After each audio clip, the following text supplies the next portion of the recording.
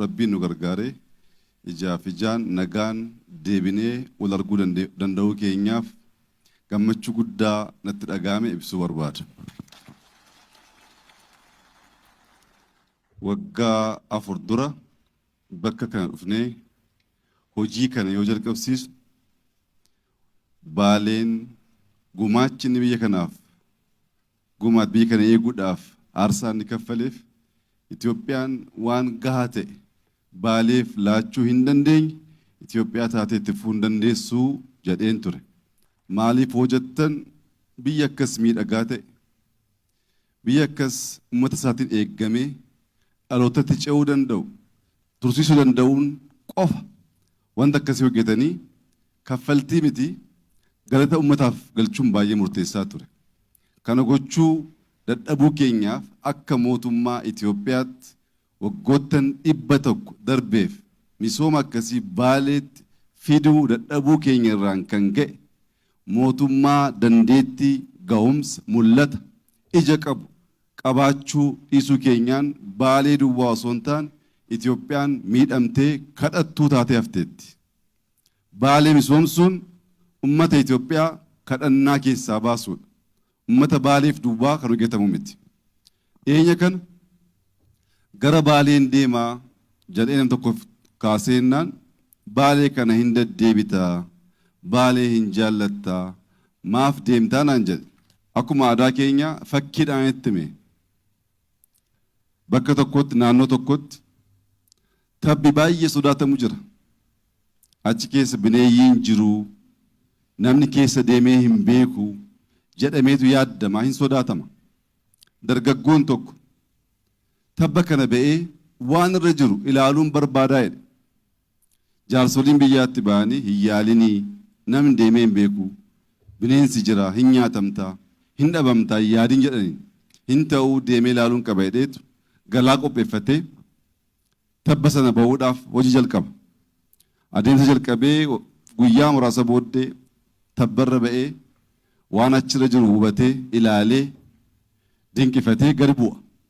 Gaafa deebi'ee dhufu uummanni naannoo sanaa akkaataa kamiin tabba kanarra ba'ee akka deebi'e baay'ee bitaatti galee waan tureef walitti qabamanitti eeganiin miidiyaan jira, gaazexeessaan jira.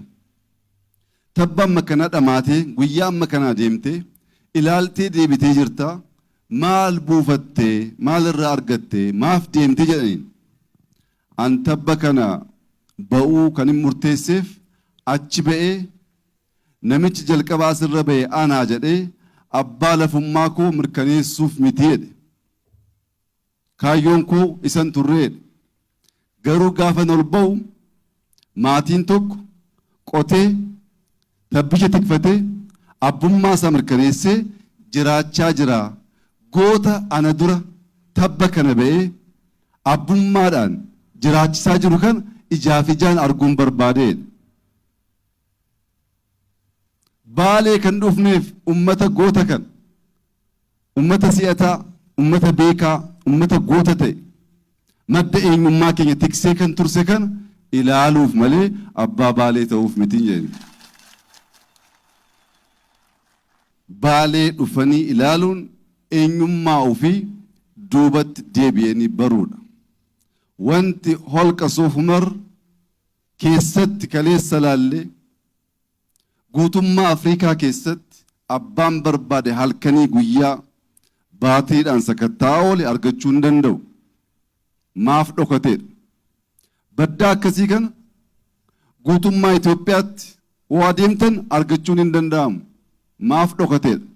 Baalee misoomaa bareedaa akkasii namoonni tiksanii eegan namoonni dhalootaaf dabarsuudhaaf ofii aarsaa ta'anii bakka daandiin hin jirretti bakka ibsaan hin jirretti bakka manni barumsaa hin ijaaramnetti ofii rakkatanii biyya eeggatanii daangaa eeggatanii dhalootatti dabarsaa jiran kana kabajuun dhufanii ilaaluun gammachuu guddaa waan namatti uumuuf hooggantoota kanaan dura naannoo keenya gaggeessaa turan mootummaa federaalaa keessatti gahee garaagaraa taphachaa turan waliin dhufnee hundi isaanii akka gammadan abdii guddaan qaba. Ani garuu gammachuu guddaan itti dhagahame baga gammaddan jechuun barbaada. Dhumarratti Dr. Abrahaam hojii jallisii gidduu kana lammaffaa sadaffaa eebbisaa jira.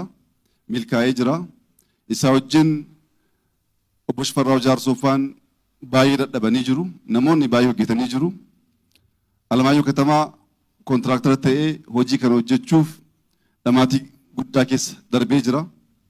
Junaddii Saadoo Alamaayyoo Katamaa gorsuu keessatti gahee guddaa taphatee jira. Namoonni baay'ee hirmaannaa godhaniin hojiin miidhagaa bareedaa akkasii jiruuf jireenya uummata keenyaa jijjiiruu danda'u. Nyaataan of dandeenyee kadhaa keessa akka baanu waan gochuu danda'u waan guddaa hojjetamee jira. Namoota hojii kana keessa hirmaatan hundaaf baga gammaddan jecha hojiin baay'ee waan nu hafuuf walmalli kun calcal jira. Jallisiin garaagaraa waan jiruuf kabajamoo pirezidaantii mootummaa naannoo Oromiyaaf namoota isaa wajjin hojjetanuuf dhaamsa tokkoon qaba. Bakka tokkotti magaala guddoo tokkotti mahandisiin tokko bara dheeraa kantiibaa ofii gargaaraa hojii baay'ee hojjete yeroo dheeraa tajaajile yeroon isaa ga'ee soorama bu'uuf qophaa'a.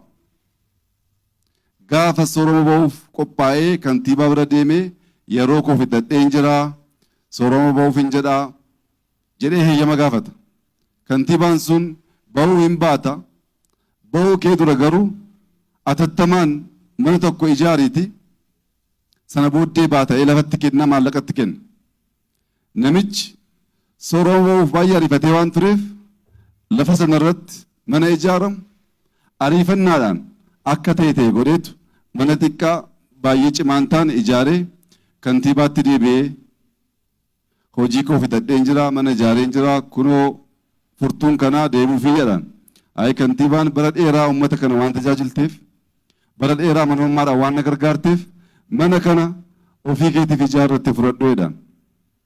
Mahandisiin sun kan ofii ta'uu hin barre guddiseen ijaarre bareecheen ijaarre bara dheeraa soorama keessa gaabbiidhaan of nyaachaa of ajjeese.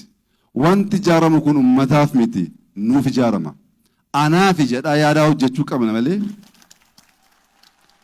akka namaaf hojjennutti woo yaanne tuttuqnee biraa deemna waan ta'eef haaluma amma jalqabneen hojii qulqulluu hojii guddaa hojii osoon koo ta'e akkaataa kamiin ijaara inni amantummaa akkasiitiin hojjechuun uummata keenyaaf waan tolu waan malu waan ta'eef mootummaan naannoo Oromiyaa hojiin jalqabdan baay'ee miidhagaadha.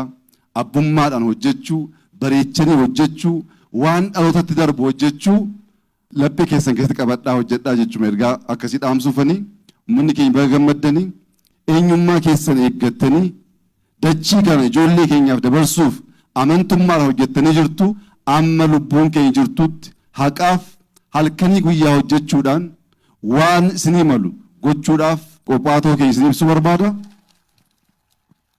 Gammachuu guddaa, ulfina guddaa, jaalala guddaa isiniif qabnaa. Nuu jiraadhaa, olaa bulaa.